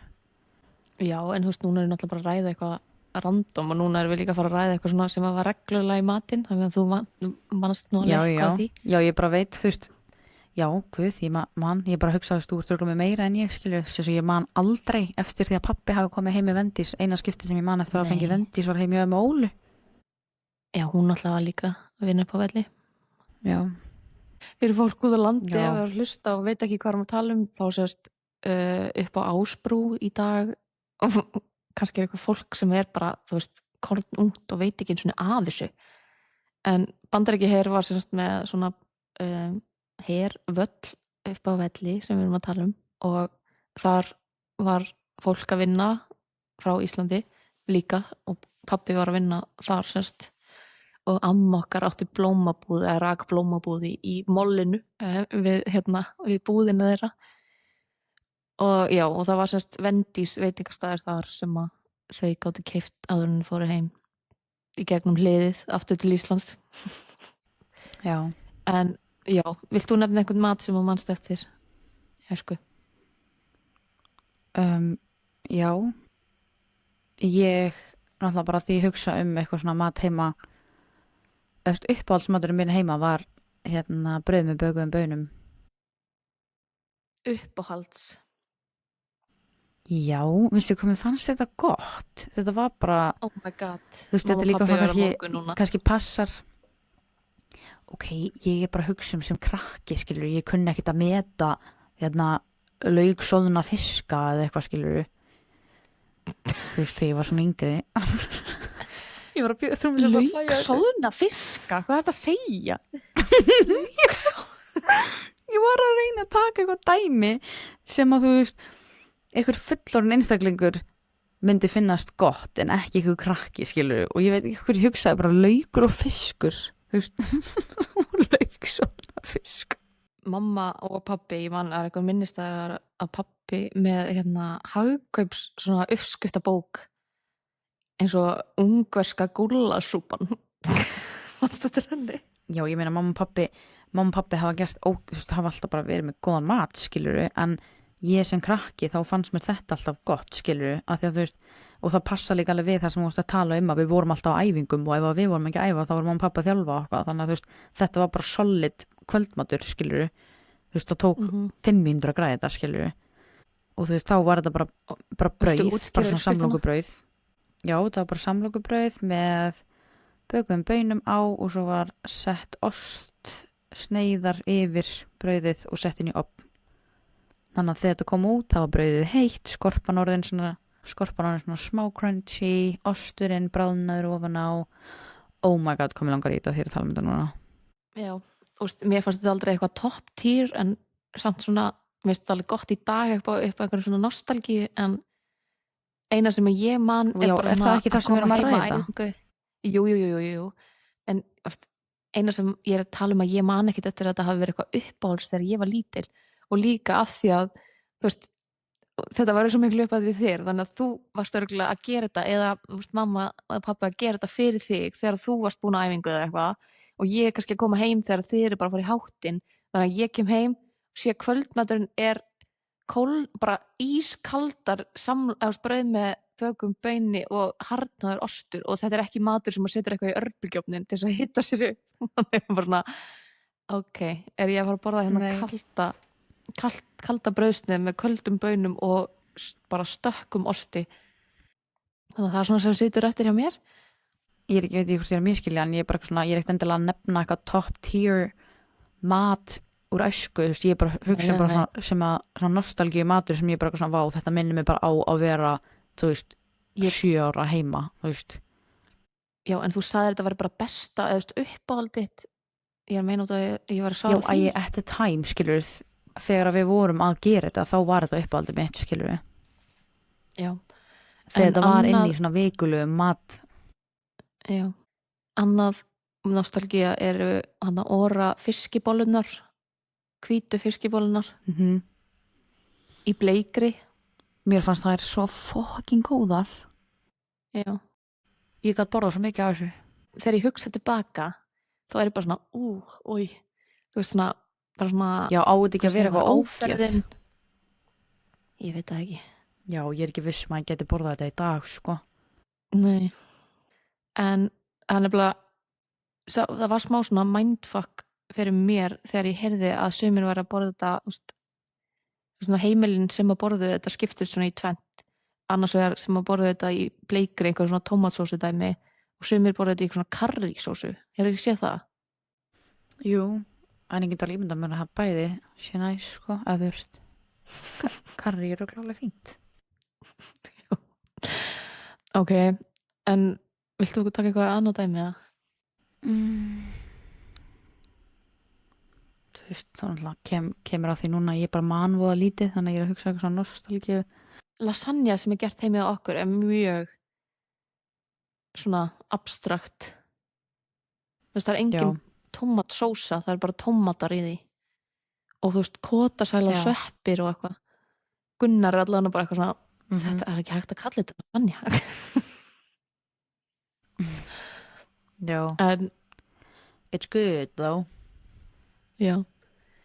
Og ég semst bara að nefna og þú, það því þú manst ekki Það neitt. var sem datt eitt í hug og það var hann að kjúklingabringuna sem amma Óla gerði með hann að jurtinu onna, barbecue sósinu og jurtinu onna. Barbecue og ég held að sé rósmarín eða eitthvað. Já, ég held það. Ég hef reynt að gera þetta, ég man mér svo sko þegar amma var ennþá á lífi, þá var ég bara að skrifa niður, bara skref fyrir skref hvernig hún gerir þetta og ég hef prófað að gera þetta og bara it's not the same, sko. Skref fyrir skref, hún hendi bara barbecue sósu ofan á kjúklingabringunni á. Hvað meinar skref fyrir Ég skref? veit það. Léttur lesið þú skref, Taka úr skilur. pakkanum, setja á plötuna. Lúvísa, en En er já. ekki að vera svona bókstafleg. Ég bara, þú veist, ég var basically að segja skref fyrir skref, með öðrum orðum var ég að gera þetta nákvæmlega eins og hún gerði þetta, skilur. Þótt að skrefin hafi verið 3. Já, lestu þetta lítið út fyrir að vera eitthvað svona öskrift sem að þyrfti, þú veist, marga daga, mörg skref. Já, þú veist, apparently var hún þannig út af því að ekki tókst mér að gera þetta gott eins og hún gerir þetta, skilur. Já. En hvað meira? Þú veist, grjónagrótur hjá ömmu Göggu, pönnukökur hjá ömmu Göggu, Grjónagrætur. grjónagrótur, eitthvað meira Er heima. eitthvað sem við erum að gleyma? Sko, ég man þegar að pabbi var stundum að koma heim með hana fylgifiska, Já, manstu? svona tilbúin rétt. Já, var ekkert í miklu uppáhaldi mér. Ég líka borðaði ekki bleikju eða lax og ég hataði lyktina þessu, ég er mjög viðkvæm fyrir lyktum. Já, sagst og bíó. Það er ekkert eitthvað svona sem er dettur í hug, eitthvað æsku, eitthvað svona sem var eitthvað out of the ordinary, skilur. Reyndar gellur, veistu hvað það er? Já, Já. já. Þú veist, það er bara svona restin af fiskinum. Mér fannst það alveg gott að ég var lítil en Nei, svona þegar ég veit meira gellur eru kinnannar. já, ég er að tala um, þú veist, ekki besti bitinn. Fyrir sumum er þetta besti pitinn. Allavega. Nei, samt literally, þú veist, þegar maður fer á hann að tjöruhúsið á Ísafirði, þá fæ maður alltaf gellur og það eru alltaf svo góðar, en áferðin, she's not the best, sko. Þú veist, ég gæti borðað svo mikið af þessu ef áferðin væri aðeins öðru í sig. Já. En ég er með langan lista sem ég er spáði að fara bara hratt í gegnum af svona nostalgíu nammi og eitthvað svona nostalgíu, þú veist, ekki nammi endilega, en svona snarli. Byrjum náttúrulega bara á geitinni, blár ópal, manstu eftir bræðina bara á bláum ópal. Nei. Nei, ok, þá er það bara komið, en ég sakna blás ópals. Píparbúkar, Já. A moment of silence, sko. ég fannst það svona bíónammi, ég fekk mér stundum í bíó. minni mig. Já. Mér var strumpana með vera bíóna með. Ég fekk mér alltaf strumpana með í bíó. Já, ég er mjög glöð að það sé til aftur. En Pepsi Twist, varst það því? Næp. Ok, ég er bara aging myself Hvað er hérna. En ég held Já. þetta hafi verið eitthvað svona sítrónu eða eitthvað svona það var svona eitthvað lime, eitthvað svona bragð. Herðu, Tímon Já, og já. Pumba frostpinni með hérna gúmi í. Oh my god, já. Já. Já. Throwback. I need that, sko. Herðu, sprengijógúrt. Ég veit ekki hvað það er. Það er svona, það var jógúrt með sprenginami í, þannig að þegar borðaði jógúrti þá poppaði það í munninum bara svona eins og sprengipinni. Ó, næp, man ekki. En eitt, er svali bara ekki lengur til? Ég held ekki. Það er crazy. Ég man, ég er svona að reyna að hugsa. Allavega með að við fréttir í fyrra eða hitt fyrir eitthvað þá var hann að hætta og ég bara I can't believe it. En reyndar þegar börnin mín heyra minnst á Svala þá halda við sem að tala systur þeirra sem heitir Svala. Það er strákand. En Já, þú var svo ótrúlega leið. Þú var svo leið yfir þessum fréttum að Svali væri að hætta. Þannig að þú eignaðist dóttur og varst bara I'm gonna name her Svala. Það var einmitt máli sko. Þetta nafni er búið að hafa mjög mikið í för með sér eins og skýrðum hann að Svala. Það skýrðum hann ekki, það er ekki búið að skýra börnin. En hérna þess að vorum alltaf að grínast með Svala Kali af því að Svala Björguns hét ég held hún að heitir Svala Kali á Instagram eða heitir það mögulega ennþá eða eitthvað. Og síðan bara flytjum við til Kali. Hún er orðin Svala Kali. Já, En definitely. manstu eftir Tom og Jenna Juice? Já, svona, ég man frekar eftir nafninu frekar en eitthvað, ég er ekki með the visuals. Nei, ég held hann að vera svona bleikur og svona blágrár eins og Tommi er minni mig. En það var eitthvað svona jarðaberja sítrónubræði eitthvað svona jarðaberja eitthvað svona þannig. Já. Manstu eftir Hæsi í svölunum? Já, ég er með það einu lista og það minnir mér svo á Já. hérna þegar ég og Gunnar vorum að tala um Íþróttahúsið. munin frá, já, íþróttahúsið og Já. hérna, eftir ég og Gunnar vorum að ræða bara svona hvað krakkar er að fá allt annað uppeldi en við fengum í dag, mesta tæknin sem að ég komst í þegar ég var lítil var að setja 50 krónur í sjálfsálan í íþróttahúsinu og fá Svala detta niður, skilur. Það var mesta aksjónin svona sem að ég eitthvað svona stimulating fyrir mig, skilur, sem bara að ég fekk að pröfa að setja 50 kall og íta á eitthvað takka til þess að fá Hæsi á meðan að krakkar í dag er bara eitthvað iPad. En síðan er ég að færa mig yfir súkkulaðdeild og mér langar bara að byrja á að segja og þetta bara, taka til sín sem eiga sem er að byrja núna í undirbúningi fyrir páskana. Manstu þegar páskaegg voru góð og með stöffi í, actually, síðustu ár, þá bara, mér finnst bara ekki lægi hvað er búið að vera lítið af nammi og vondur nammi inn í páskaeggjum. Já. Einmitt, sko. Ég hef náttúrulega alls ekki mikið súkkulaði manneskja. Þannig að ég man bara eftir að hafa fengið mér súkkulaði, eða fengið mér páskaegg þegar ég var lítil til þess að fá nammið. Og svo bara borðuðu þið, mamma, pappi og þú eða eitthvað, ég veit ekki hver borðaði súkkulaði, en ekki var það ég. En í dag, skilur, ég bara svona, maður fer frekar að kaupa sér bara bland í boka af því að nammið er shite í þessum páskaeggjum, sko.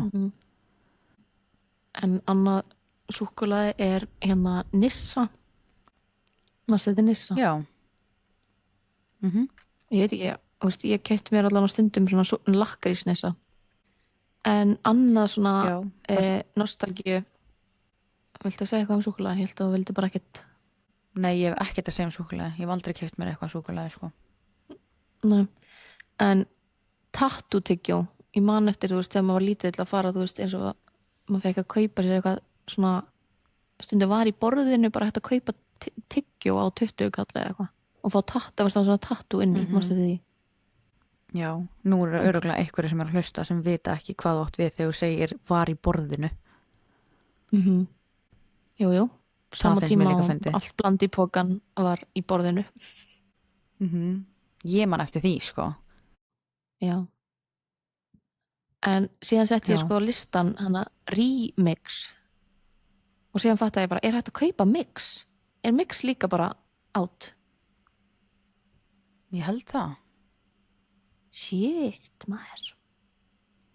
Mix er svo mikið svona... Hver þegar maður var drakk mix? Krakkar, er það ekki? Ég er að segja, ég held að mix hafi aldrei verið til sem sykulaust, skilur þannig að það er allar þessar vanilla moms eða almond moms eru ekki að fara að kaupa það, skilur fyrir krakkamæli sitt. Nei, en líka bara, ég held að fólk sé bara yfir höfuð ekkert að kaupa djús gos fyrir ammæli í dag, skilur. Ég held að það sé bara ekkert lengur í boði nema, þú veist, kannski fyrir úlinga eða eitthvað. Það eru bara nokkuð þar eða eitthvað, sko. En síðan skrifaði ég 50-50 sleikjó og það mun bara að eilífi minna mig á matbúð í Versló. Það var alltaf til, eða þú veist, var hægt að kaupa 50-50 sleikjó, svarta og rauða sleikjóin. Það er geit. Fokking Og góður. sjátt á Maríu Björk vinkonum mína, af því að ég bara í alvörinni, ég talandi um að þú munir ekki neitt, ég man svo mikið af random moments í lífi mínu sem bara svona ljós lifandi, ég gæti látið, þú veist, ég gæti tekið hana með mér í matbúð og látið hana leika nákvæmlega hvað hún saði, nákvæmlega hvernig hún benti og kannski er þetta af því að þetta tengist einhverjum mat, af því að ég hef alltaf bara svona hort framjá sem sleikja og eitthvað svona, þú veist, og ég verandi nammi grís alheimsins að hún eitthvað svona hún keypti sér sleikja og var eitthvað svona fáðu þér og ég man mér að hver var líka með okkur hana og ég svona, hvað er þetta og ég svona, já ég skal pröfa hann og bara, já, þarna var ég bara eitthvað, ok, er ég búin að sjá þennan eða líta fram hjá þessu sleikjó í öll þessi 16 ára eða hvað sem ég var gömul en takk fyrir það Marja mín. Herðu, svo er ég komin í ísdeildina. Marja mei. Herðu, ég kom með ísdeildina og ég fann eitthvað svona spjald af gömlum frospinum. Manstu eftir karmelu, ég er ekki að tala um luxus karmelupinna, en það var hægt að kaupa, þú veist, annan svona karmelu ís sem var eiginlega svona þinn, hann var svolítið þinnri og karmelu var miklu svona, hann var gulleitari einhvern veginn. Manstu ekki? Nei. Ég held að hann heiti bara karmelupinni eða eitthvað. Já, man ekki. Við setjum í story eitthvað af þessu sem við erum að tala um. Það er náttúrulega til lurkur í dag, er það ekki? Það er ekki ennþá hægt að fá tífali lurk. En á tímabili var ekki hægt að fá hann. Við skoðum að tala um.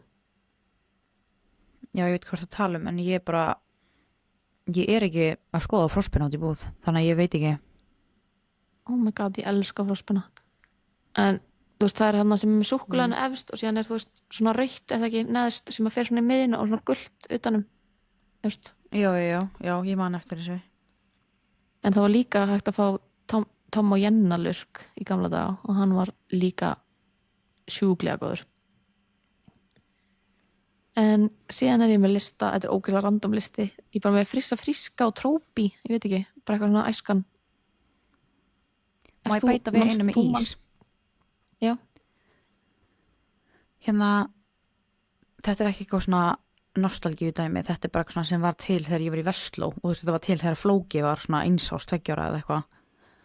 Og það er hana jógerísinn, frostpinnin. Já. Er hann ekki til lengur? Af hverju hætti hann í framleiðslu? Nei, hann hefur ekki verið til í mörg ár sko. Það er ástæðan af hverju ég hætti að kíkja á frostpinnina út af því að hann er hættur þessi. Vá, mér finnst hann hefur eitthvað verið til allavega frá því ég flutti heim. Ég man eftir að hafa keypt hann, kannski bara 2021 eða eitthvað. En já, vá. Hann var svo góður. Hann var góður og líka, þú veist, þegar ég var upp á mitt svona manískasta með að vera einhverju kötti, þú veist, þegar maður var að æfa og svona, þá var ég að leyfa mér eitt svoleiðis, því að hann var líka, það var að tala svona, en þá var ég að pæla einhverjum kaloríum og svona, en það var fullkomin svona nammi, svona, eitthvað sætt. Já, bara, þú veist, geði mig 14 svona, sko. I don't give a damn. Já. I need it. En eitt random shoutout í lokin sem ég allt í henni myndi eftir og þetta svo íslenskt og svo skrítin á mig en ég man eftir að hafa keypt þetta þú veist, max 2 sinnum í lífinu mínu en þetta var svona ógeðslega löng stöng þetta var svona þú náttúrulega hefur smakkað staur já ímyndaður þú veist frauðið sem inn í staur svipað á það en þetta semst svona langur þú veist, þetta eiginlega bara svona langur ferningur ferningur, ég man aldrei hvort hvað allavega, bara svona löng röð og þetta heitir bara krembrauð og þetta samt sko insanely stórt, insanely langt manstu eitthvað eftir því? Já. Nei, hvað heitir þetta? Krembrauð Já, mjög steikt Já, ef við farið yfir listana Hrað farið yfir á Já. Hrað fyrir mig yfir þessa lista. Ef við byrja á topp 3 listanum skyndibita á Íslandi Númer 1, Subway. Ok, Númer 2, Domino's. ok Númer 3 myndi ég segja væri ég var búin að skrifa það mér. Kúki. Ok, sagði þú þitt og ég segi svo mitt. Ok, topp 3 hjá mér Númer 1 og fólk verður að hugsa að ég að gera hana lista frá því sjónarhorni að ég fæ mjög sjaldan íslenska mat og þú veist, það sem ég byrja að sakna mest svona heiðalegur sjoppuborgari og þar efsta lista hjá mér Villa bar pulsubarinn í Keflavík skrúkaranum Ekkert með 3 staði eftir þú veist borgurum, pítsum og eitthvað þannig. Nei, ég bara segja númer 1 bara ok. svona sjoppuborgari skilur að svona eiginlega óháð stað skilur að þetta fá góðan sjoppuborgar á margum stöðum en Já. og hann bara, þú veist, svona sjoppuborgari og sveittar franskar fást ekkert eitthvað hvar sem í heiminu sko en líka sjátt á þetta á Olsen að því að það svona, ég ætla að setja í sama flokk ég bara svona eiginlega með svona þennan svona sjoppuvæp í númer 1 númer 2 Ok. set ég Subway eins og þú og númer 3 Domino's og ég með honorable mention og þar bakarísmatur en þetta náttúrulega svona meira bara svona hádegi og fyrir skilur en oh my god hvað ég sakna þess að geta fengið mig bara eitthvað smurt rúnstykki og svona með allar íslensku sósurnar bara við fremst í flokki þegar kemur á sósum og matur fyrir mér bara allt sem að fer á gaffalinn minn í rauninni bara hvað á ég að segja uppfylling til þess að geta sett sósu á eitthvað til þess að geta sett upp í mig Sósukelling. En svo af því að við erum að nefna Subway og mér svo minnistætt og Gunnari finnst þetta sko ógeðslega fyndið og hann minnist mjög ofta á þessa setningu frá þér og kallar þetta 11 falsregluna Ég veit hvað það ef að þetta þegar við byggum held ég hvort þetta var þú varst að búa í bænum og koma til Keflavíkur eða öfugt ég held að þetta hafi verið þú varst í Keflavík og þú vildir ekki fá þér Subway af því þú getur fengið þér Subway í bænum þannig að þú vildir fá þér langbest eða Olsen eða pulsubarinn eða eitthvað sem þú getur ekki fengið þér og síðan öfugt ef við vorum í bænum þá vildir þú fá þér þú veist Flatey eða Taco Bell þegar það var þú veist og eitthvað svona af því þú gast ekki fengið það í Keflavík bara með kvíða Ég frekar að lendi í þessu þá því ég var í bænum af því það ekkert eitthvað í Keflavík ég hef aldrei verið mikið fyrir eins og Langbest og Olsen og eitthvað svona staði sem að Keflavík býður upp á sem ekki búið í bænum en ég, þú veist Okay, I will not take this slander það bara, ég veit fólk sem að fer á Langbest sko úr bænum en endar, ég get ekki halló, þetta er ekki slander þetta bara mín skoðun en ég man eftir þegar maður bjó í, þú veist, þegar ég bjó í Keflavík og ég var í bænum og ég var svöng þá fekk ég mér ekki Subway eða þú veist Domino's eða eitthvað, því að það allt fáanlegt í Keflavík, skilur, þannig ég var eitthvað svona ok, þetta verður að vera worth it, þetta verður að vera eitthvað sem ég get ekki fengið bara út í bæ í Keflavík, skilur, þannig að ég pældi mjög mikið í hvað ég var að fara að fá mér. Einhvern tímann sagði Gunnar við mig á Íslandi eitthvað svona, ætlar að fara á KFC eitthvað, þú getur fengið KFC í Bandaríkjunum, ég bara nei, þú veist, það er ekki að sama, þú veist, Singer Twister er bara eitthvað það besta sem ég veit, sko, og það er ekki hægt að fá það í Bandaríkjunum og alveg svo með Domino's, þú veist, mikið vildi ég óska að Domino's væri jafn gott hérna eins og það er heima, en nei, við erum líka með annan flokk sem átt að vera svona meira fine dining, en ég hugsaði það meira bara svona sem er aðeins dýrara price point, en ekki endilega fine dining, af því að sumt er bara á eitthvað svona mathöllum eða eitthvað svoleiðis, en bara svona aðeins dýrara, en nei, það þarf ekki að vera eitthvað sveikt, skilur. Ok, ég var með Mackay, mér finnst Mackay svo gott og ég gæti borða það á hverjum einasta degi. Ég þarf að pröfa það næst. Hefur ekki pröfað? Landsins. Nei, en ég hef hann unnið í einhverjum gjafaleik og ég gaf Jönu það, ég leiði Jönu bara sækja það. Já. Gjafabrið. Ok, nice. Næst Það er kannski lagið. ég myndi kunna veit það. Já, ég bara trú ekki að þú hefur unnið þetta í gjafleik og ekki gefið mér það. Ég elski þetta örgulega meira en Jana. Nei, þetta var þegar Jana var í Vestló, ég man ekki hvort að þú hafi verið bara, úst, í Dallas eða eitthvað. Hvenær opnaði þetta? Þetta var bara þegar þetta var nýbúið að opna.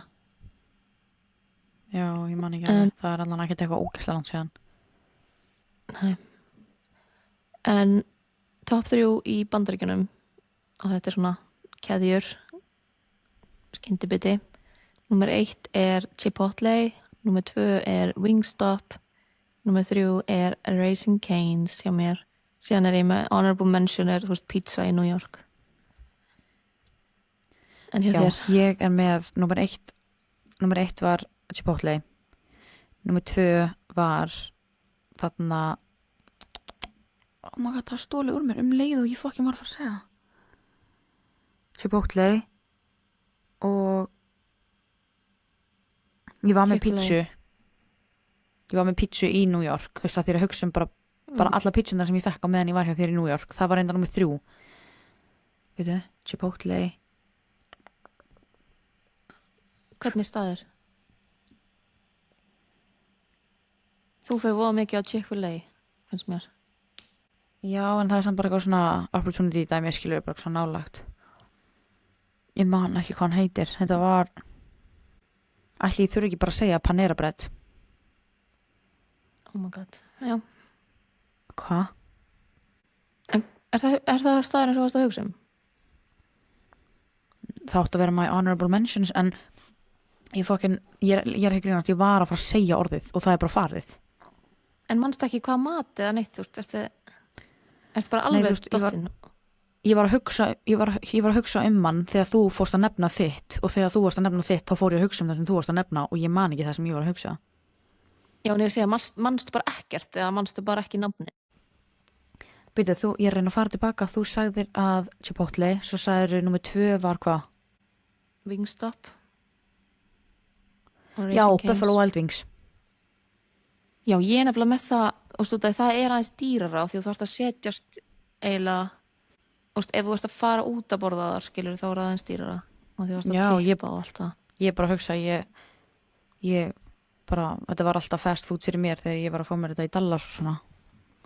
Já, ok, en top 3 flokkur hjá mér og þetta er á Íslandi og ég setja bara svona aðeins dýrari, þú veist, réttinir eru örlítið dýrari heldur en þú veist svona fast food. Ekki einhverju Michelin staðir svona. Númer 1 er hjá Höllu og fyrir þá sem hafa ekki pröfað þá eru þau búin að opna í Smáralindinni og ég mæli svo mikið með allt svo gott og ég get mælt með mjög mörgum réttum en ég veit ekki hvað réttir er í boði en þú veist fiskurinn, þorskurinn er ógeðslega góður, pítsunar eru góðar, steikalokan er to die for og síðan var ég með 2 kjúklingarétti í uppáhaldi sem ég veit ekki hvort sé á matsali en eða sjá einhvern tímann, ég held að það verið þú veist butter chicken eða eitthvað svona indusku kjúklingur og síðan barbecue kjúklingur, ógeðslega gott. En Herri, þú er bara búin að Númer fara yfir allan tvö. matseðilinn. nei, og ég fara yfir meira því að ég get alveg lengt svona 5 aðra rétti. Nei, ég bara, þú veist ekki hvað ég er orðin svöng eftir hennan þátt, sko. Ég get bara ekki beðið fyrir klárum að taka upp svo ég geti fengið mér að borða. Ég er að reyna að drífa mig. Ég trú ekki hvað þetta er orðið langu þáttur, sko. Sushi Social er númer 2, bara, þú veist, mér finnst það bara alltaf hægt að treysta á það. Flatey, númer 3. Þú veist, ég veit þetta er alveg svona, þú veist, þetta er ekkert mikið dýrara, þannig að það er bara svo langt sinni ég hef farið á einhverja veitingastað á Íslandi, þannig að ég get ekki mælt með henni og þú veist, Já, vill ekki fara að tala með eitthvað sem var bara gott fyrir 17 árum, skilur. Já, Sushi Social er líka alveg bara fínt út að borða, sko. Ég veit það, en mér langaði að hafa þetta þannig flokk, skilur, Já. en síðan bara datt mér ekkert í hug Já. eitthvað svona, þú veist, aðra staði. Af því að ég hef ekkert farið út að borða fínt í langan, þú veist, 7 ára eða eitthvað meira, sko. Nema á Sushi Social. Já.